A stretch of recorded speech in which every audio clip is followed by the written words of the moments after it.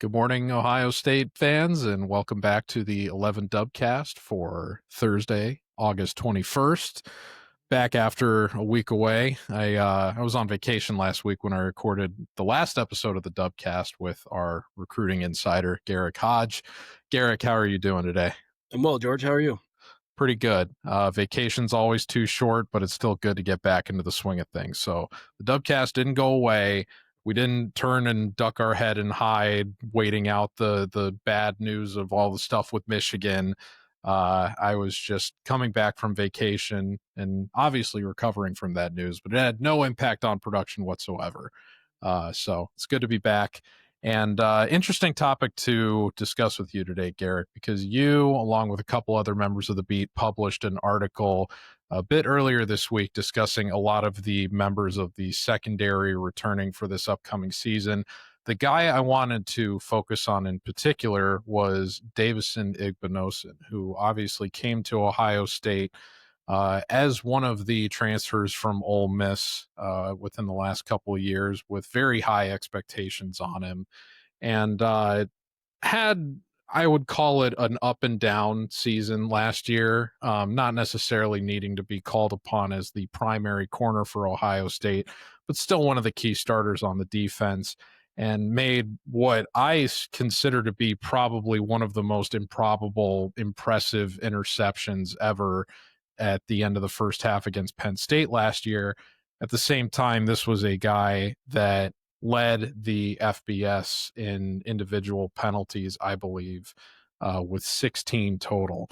And obviously, when you're playing a position as impactful but also mercurial as corner, you're going to be in a position to potentially get exposed a lot, and the penalties you would end up committing end up being pretty costly relative to the success of the other team's offense. So a lot of pass interference, a lot of holding, a lot of downfield penalties last year that he wanted to correct going into this coming season with the goal of being a first-round draft pick. So I guess before we get too far into it on Igbinosun, I'm wondering, based on the comments that he's made himself about correcting those mistakes, how confident are you that he's going to be able to do that going into this season and achieve his draft goals? Yeah, I think that Davison came back to school because of the penalty issue, right? Like, I mean, this is a guy that was technically sound on pretty much everything outside of that. And you can almost live with his penalties a little bit more in college than you can in the NFL because, you know, in college it's a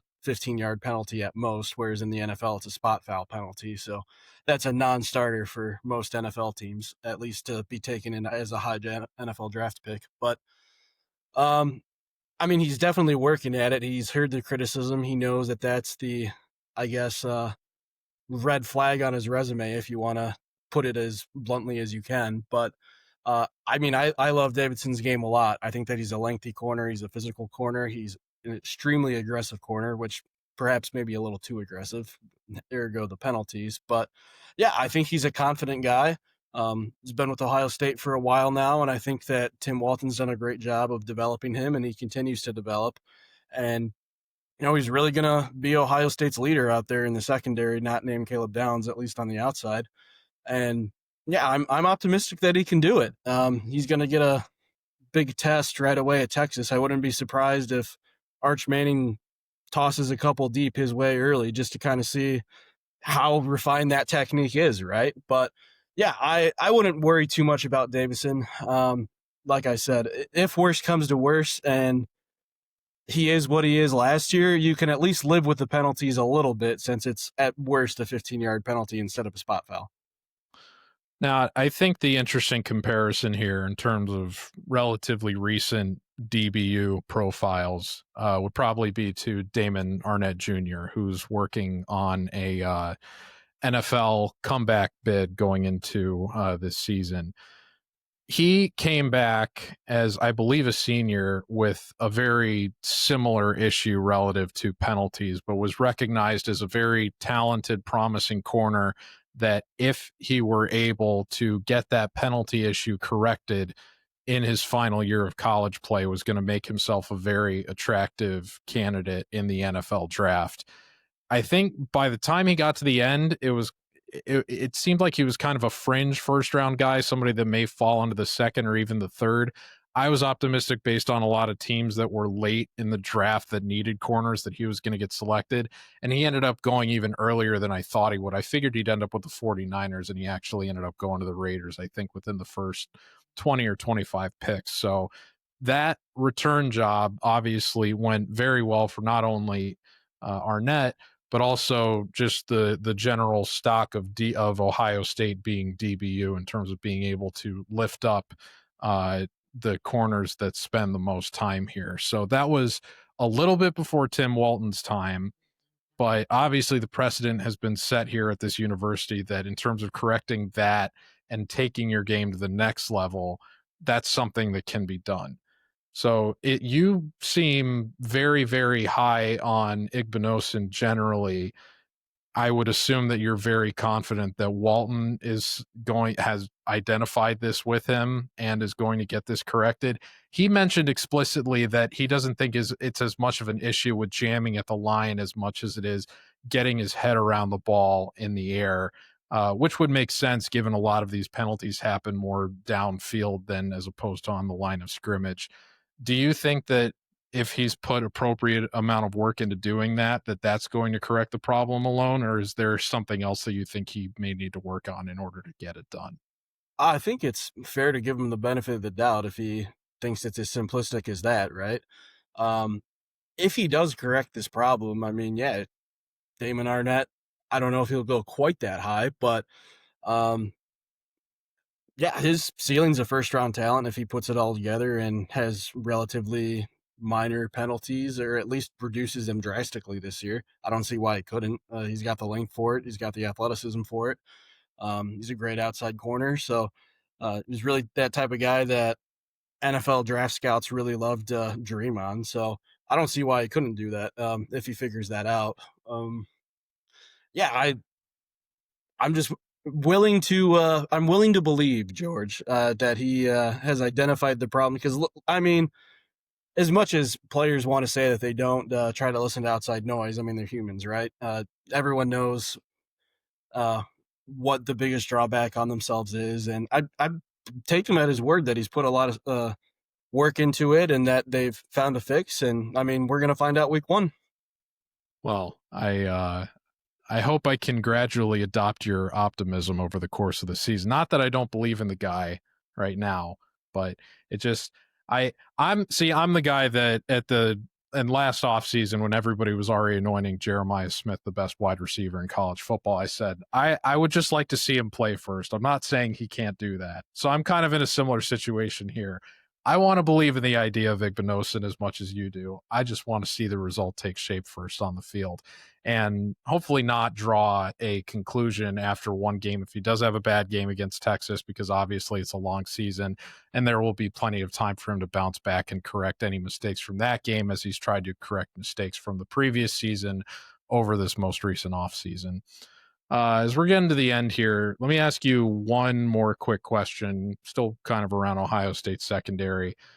You mentioned in the hurry up that you published, I believe, yesterday, that five-star safety Braylon Womack will be committing or announcing his commitment rather today or tonight rather at 8 p.m. Ohio State's obviously already got 2 safeties this cycle. Who's going to, say no to a 5-star player at pretty much any position, obviously, but 3 would be a bit of a crowd for one class at that position. You did mention that among the 2 commits Ohio State already has at that position in Blaine Bradford and Simeon Caldwell, that Caldwell would be probably likely to kind of eventually end up at linebacker.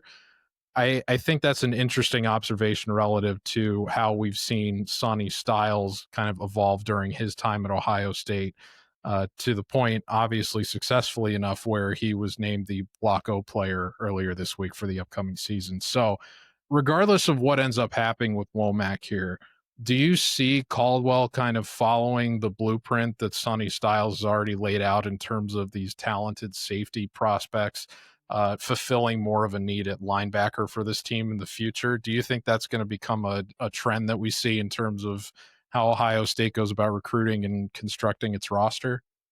I don't know if I'd call it a trend, but yes, I definitely see Caldwell following that same path. I mean, he's already built like a linebacker, frankly.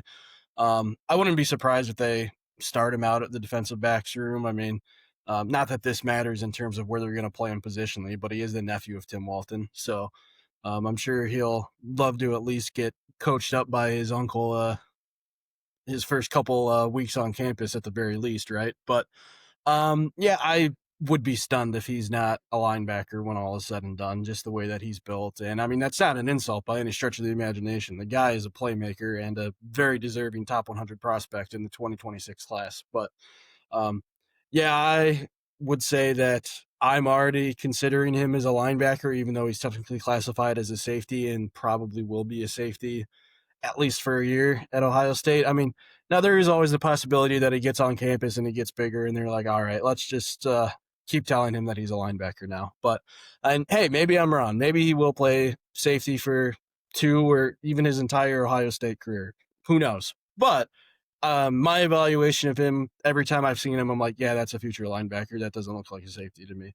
It's not quite Sonny Styles because Sonny was, he's a freak of nature, and not that Caldwell isn't, but you just looked at Sonny and you're like, man, that guy, he looks the part, I guess, for lack of a better term. But yeah, I envision that Caldwell will be a linebacker eventually, just based on nothing else but my pure evaluation of the guy. Cool. All right. Yeah, I remember when we were discussing a couple of years ago, all the members of the site, who on Ohio State's roster do you think most fits the athletic mold of a MMA fighter? I Styles was my first pick just because of the frame and the reach and the height and everything. So he definitely an anomalous athlete in many respects, and the fact that he's hit block O this week kind of reflects that. So, not to say that Simeon Caldwell can't follow in the footsteps, but I guess only time will tell if the safety to linebacker pipeline at Ohio State actually exists. In any event, I trust your judgment and your read on all of it, Garrick. So thank you very much for your time and your perspective. I appreciate it. Thank you for tuning into the 11 Dubcast. We will be back tomorrow morning with Dan Hope. Until then, I'm George Eisner. Thanks for tuning in. Take care, folks.